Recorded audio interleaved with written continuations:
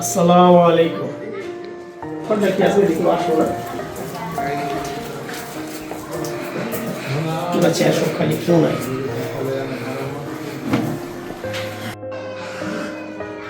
দুইটা বাজে গেল আর কোথায় একটু ফোনটা দিই তো।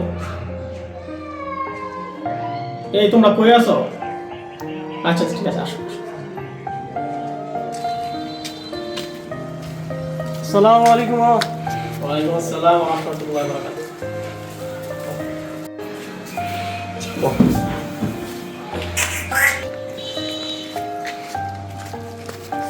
আসসালামু আলাইকুম মামা। ওয়ালাইকুম আসসালাম ওয়া রাহমাতুল্লাহ। কি অবস্থা মামা? আসলে ভালো নেই, একটু আল্লাহ রাখতে পারি।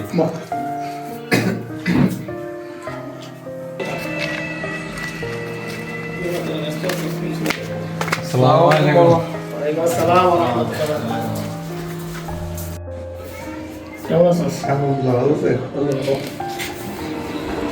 কেমন আছিস?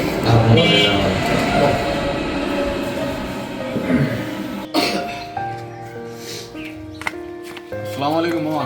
ওয়ালাইকুম আসসালাম ওয়া রাহমাতুল্লাহ। কেমন আছো?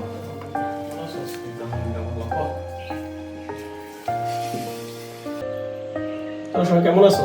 আলহামদুলিল্লাহ। সবার কেমন কাটালি তোরা? আলহামদুলিল্লাহ। কই গেছিলি সবার? এশার নামাজ পড়লাম। এশার নামাজ পড়ার পরে মসজিদে কিছু কথাবার্তা হইল। কথাবার্তা হওয়ার পর নামাজ পড়লাম। নামাজ পড়ার পর কবরস্থানে গেলাম।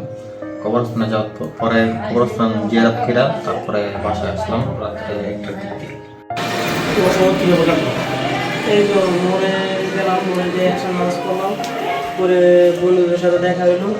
তো ওদের সাথে নামাজ পড়ে এসে নামাজ পড়ে কিছু নামাজ পড়ে নামাজ পড়ে তারপর মুসাফর কবরস্থান চলে গেলাম। ওইখান থেকে হাইটা তারপরে গেলাম নবীগঞ্জ কবরস্থানে। নবীগঞ্জ কবরস্থানে ওই মসজিদের সেরায় গিয়ে কিছু নামাজ পড়লাম। নামাজ পড়ে কবর জিয়ারত করে মনে নিয়ে বাসায় আসলাম। বাসায় এসে শুরু করছি। তো কয়টা সময় আসছে? এই তো 3:30। তোরা কিভাবে কাটালি কালকে সবরাত? আমরা দুইজন একসাথেই ছিলাম। আলহামদুলিল্লাহ, দুইজনে 4টা দিনের মসজিদে ছিলাম, ইবাদত করছি। আলহামদুলিল্লাহ ভালো গেছে। মা আজকে তো আমার একটু সময় শর্ট, তো আমার এক জায়গায় যাইতে হবে, কাজ আছে। তো আমি অন্য সময় আরেকদিন সময় দিয়ে যাবো, ঠিক আছে? আজকে লেট করে আবার চলে যাবি? আচ্ছা ঠিক আছে যা। ঠিক আছে, যাইতে হবে মা। আল্লাহ হাফেজ। আলহামদুলিল্লাহ, যাক আমরা যেহেতু আমরা মুসলমান, আমাদের একটা মুসলমানের একটা উৎসব দিন গেছে, আমরা সবাই আবাদত করছি। কিন্তু আরেকটা বিষয় হচ্ছে যে আমরা নফল আবাদত, সবাই হচ্ছে নফল আবাদত। এই নফল আবাদতরা আমরা আসলে অনেক এটা ফরজের থেকে অনেক গুরুত্ব দিয়ে দিচ্ছি। হ্যাঁ, এখন এটার বিষয়ে আমি একটু কথা বলি, তুমি একটু শোনো। আল্লাহ তাআলা আমাদের ফরজ ইবাদতগুলো, যেমন ফরজ নামাজ, ফরজ রোজা, এইগুলোর জন্য আল্লাহ তাআলা আমাদের কি করবো? আল্লাহর কাছে হিসাব দিতে হবে। কিন্তু যে নফল বা তাহাজ্জুদ, সেগুলো যদি আমরা আমল করি আমাদের কি হবে? আমাদের আমল নামা ভালো হবে। হ্যাঁ, আমাদের ইবাদতের সংখ্যা বাড়বে, সবের সংখ্যা বাড়বে। দেখা গেল তুমি রাতে 3টা বন্ধু এখন ফজর নামাজ যে ফরজ সেটা আমরা পড়লাম না, এই জোহর নামাজ যে ফরজ সেটা আমরা পড়লাম না।